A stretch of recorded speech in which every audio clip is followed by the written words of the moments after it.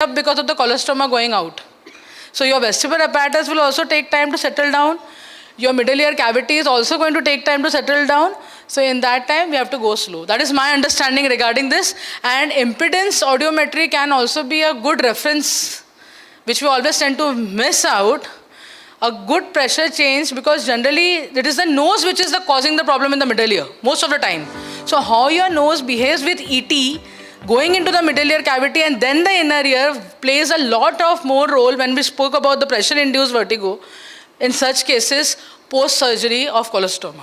That is my understanding of that thing. We recently had a case. I'm going to talk about it sooner in my case presentation. Of course, I have not made a slide, but I'll be telling you all orally on this.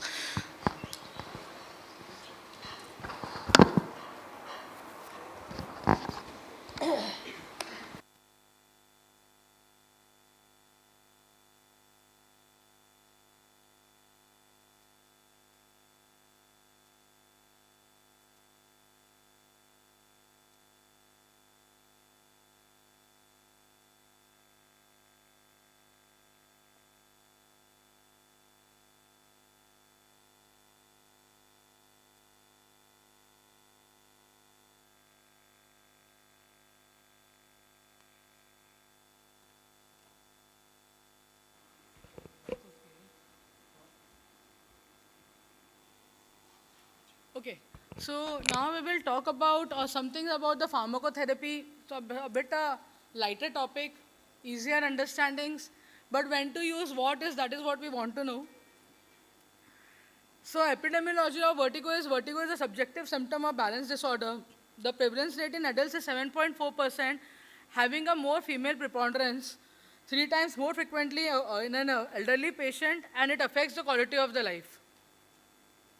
The challenges that a patient of vertigo faces is too high. It's a debilitating condition. The patient has a loss of morale. There is an emotional and psychological state which is getting hampered. He is not able to express it to their family members, also making his life more difficult. Here comes the psychological overlay in such cases. There is visit to multi-speciality of doctors, going right to the general physician, to the orthopedics, to the neurologist, then coming to the ENT, and the circle of whiskers going on and on. Even going to the chiropractors and spiritual babas, to get themselves treated for this. So, because I have seen everything now in such cases, and then to the psychiatrist also. So this all has been a part of the entire process. There has been a high cost of diagnosis because n number of investigations have been done, and there can be financial problems which can be arising, and it still remains underdiagnosed. Such is the scenario of vertigo. As I mentioned, I had already classified vertigo into 6. So it will be central, peripheral, systemic, psychogenic, autoimmune conditions, and drug-induced too. The management continues to being reassurance, CRMs, VRT therapies, pharmacotherapy, and rare condition surgery, as sir has already mentioned. So the role of pharmacotherapy. The role of pharmacotherapy is to reduce the sense of motion, to relieve the neurovegetative symptoms, to reduce the anxiety of the patient, and to enhance the process of something known as vestibular compensatory mechanism. So what groups of drugs we have, what are the options that we have, So here is your chart. So in anti-vertigo treatment, we mainly classify into 3, that is vestibular suppressant, vestibular stimulant, and neuroprotective agents. So now coming to vestibular suppressants, we have antihistaminics, we have anticholinergics, we have calcium channel blockers, we have benzodiazepine. In stimulants, we have histamine agonists, everybody knows beta-histine, and nootropic agents, which are very commonly used by our neurologist friends, to use it. But when, where to use, that is the question, and what are the things that we'll be keeping in mind while using those. Remember, in vertigo, we are at the same time, these drugs are working on 4 systems: cholinergic, histaminergic, dopaminergic, and serotonin. Please keep this in mind. Out of the 4, एक drug की activity एक पे हमेशा ज़्यादा ही रहेगी और उसी के साइड इफेक्ट आपको पहले मिल जाएंगे. Remember this thing. This is a bottom line which I want to say, because the amount of EPS symptoms of the Parkinsonism that we see is quite high. And none of the vertigo drugs, out of all the 4 or 5 that we are aware of, are going to spare the vestibular apparatus. In long-term uses, they are going to affect the vestibular apparatus in some or the other fashion. Even your Drugs like your anticonvulsants, they tend to have a side effect. They tend to buffer, give a sedation. Antipsychotics, they tend to give a buffer. So remember these things. That is why taking the drug history is utmost important when you're taking the history of the patient. Let's start with antihistamines that we have. Okay. So, 1 minute. 1 minute. Yeah. So first we'll start with meclizine and dimenhydrinate. They have a very high anticholinergic activity. Okay. So they are very known to prevent motion sickness and to reduce the severity of the symptoms. To depress the CNS activity, they are known to depress the CNS activity and inhibit the vestibular compensatory mechanism, and they are best used in acute phase. What are your thoughts that can you do a rehab when the patient is already on a vestibular suppressant? How many of you all agree that doing a rehab under sedation will work? You can raise your hand, and if not, you can just put down your hand. So basically, if you're giving suppressant, don't expect to do a rehab. Okay? Calcium channel blockers like cenarizine. Now see, this is the highly potent molecule when it comes in combination with dimenhydrinate. It's very useful in neuritis cases. And the other counterpart is flunarizine that we always use in our anti-migrainous drugs. So it inhibits the flow of calcium from the endolymph into the cell, enhances microcirculation in the inner ear and labyrinth. It is a powerful labyrinth suppression action, and the side effect is weight gain. Basically, why? Fluid retention. Okay? It can cause depression because it can have a serotonin activity and sedation. Again, so very useful in the first 5 days of attack. But then when the patient has started stabilizing back on the feet, start reducing the dose, na? Taper it down and increase the rehab. In the case of peripheral vertigo or an acute neuritis, because we don't want the patient to remain uncompensated with the loss. There is something known as stabilization and compensation. So being unstabilized, compensated, uncompensated, there are 4 different stories. When a patient has an attack of vertigo, they are unstabilized, uncompensated. When they are given some drug, they are back to the normal, they are stabilized and uncompensated. Then they continue to have a vertigo, they are uncompensated, and when the vertigo goes away, they are compensated with the loss. So basically, vestibular rehab should work the final objective of doing the compensation, not stabilization. Stabilization the drugs kar deti hai. Compensation kaise hoga? Compensation will be vestibular rehab. Okay? Benzodiazepine. See, very good acting, very good, can be used to relay the anxiety of such patients. Diazepam, clonazepam, now the new drugs have come, zolpidem, clobazepam. Then atezolizumab I use very commonly because 8 hours, very short half-life, it just gets out of the body very fast. Reduced activity on the blood-brain barrier, so can be used.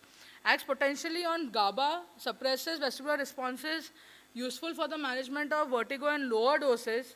Then, and its safety margin, the efficacy of the drug is very high, so you can give it. We all have learned in pharmacology that benzodiazepine are the safest, so you can use it, okay? And in abroad and all, they prefer using even in an acute attack of menias, they prefer giving lorazepam at 1 gram. My Australian friends, they use it very often, neurologists. So they prefer that in an acute attack with hydrochlorothiazide and the combination of beta-histine in an acute attack. They prefer that. So that is also one thing that can be thought of.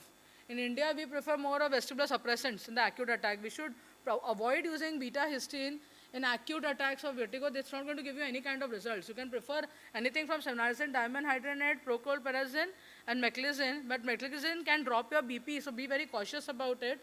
And just monitor the patient in such cases. And the only injectable form that we have is the prochlorperazine in an injectable form. Rest everything is in oral basis. So maybe you can pick up something from a dispersible tablet which can work fast. Or you can have the option to increase the dose and then taper it off, like that. So in this, benzodiazepines are very, very smooth. Patient will just calm down, relax, settle down a bit. So inhibits vestibular compensation again, but sedation, addiction, impaired memory, risk of falling, they all are persisting with benzodiazepines. Antiemetics. Now, prochlorperazine, ondansetron, very commonly used. Potent drug, as I mentioned about it, and it's can be used for a short course to relieve symptoms. Extrapyramidal symptoms are very common. Hypotension and anticholinergic effects that I mentioned with you about this. Now coming to beta-histine, actually in my personal practice and my observation, beta-histine has a very strong role in Meniere's disease, and you can give it an adjuvant if you want to. If the patient is too much, no, I will fall and I don't want to stop the medication, you give it at low dose. But what has come to my notice that being an H3 inverse agonist, it can have a Dose-dependent action means if you increase the dose of beta-histine, you will not see an nystagmus also on BPPV. Suppose if a patient is entering a OPD at a 16 milligram TDS and you're expecting to get a positional vertigo by the history and their treatment, you will never get it. Just get it down to 16 milligram, you'll be able to see everything that you wanted to.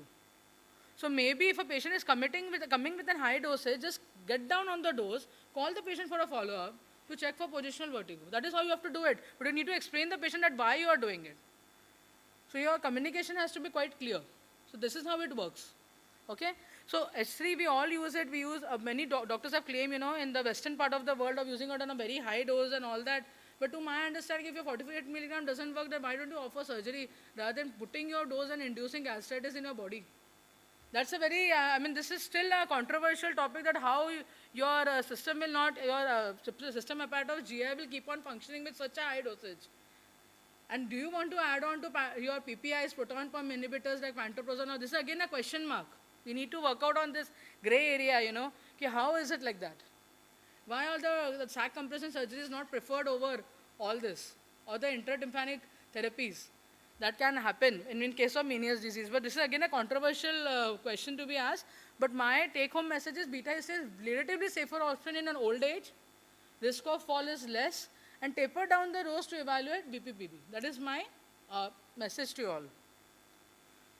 Nootropic agents, very commonly, piracetam is used very often. There are many companies which are giving this combinating drugs. We prefer ginkgo biloba in cases of tinnitus and all in ENT. Very commonly given in post-stroke cases of BPPV, I have seen neurologist friends, they prefer it as an antioxidant though. It increases the microcirculation